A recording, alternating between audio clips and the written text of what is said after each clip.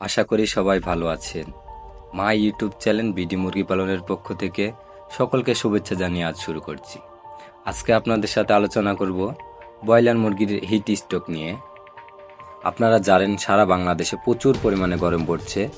বর্তমানে প্রায় টেম্পারেজ 42 থেকে 40 ডিগ্রি। দেশে প্রচুর পরিমাণে হিট স্ট্রোক করে ব্রয়লার মুরগি মারা যাচ্ছে।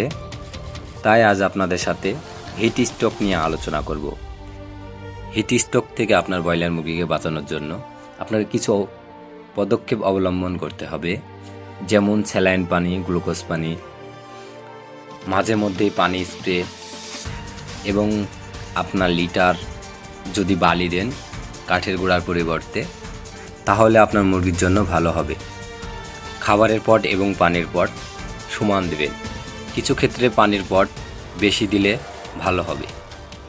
মাঝে মধ্যেই খামারে পানি স্প্রে করতে হবে এবং পাশাপাশি যদি আপনার খামারে টিন সেটে পানি ব্যবস্থা করা থাকে, মাঝে মধ্যেই যদি টিন সেটে পানি দিয়ে থাকেন, তাহলে আপনাদের খামারটা ঠান্ডা থাকবে।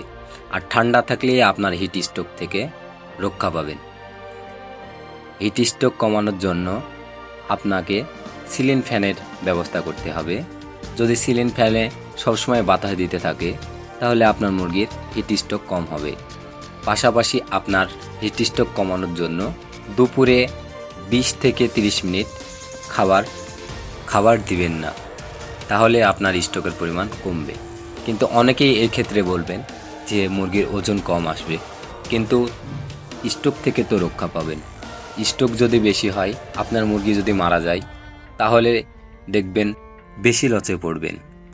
সবসময় আপনার খামারে যেন ফ্যান চলে, আপনার বিদ্যুৎ মাঝে মধ্যেই গরমের সময় চলে যাওয়ার জন্য আপনাকে জেনারেটর বা আইপিএস ব্যবহার করতে হবে।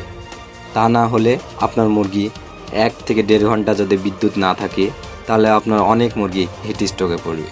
আজ এ পর্যন্তই। সকলকে ধন্যবাদ জানিয়ে আজ শেষ করছি।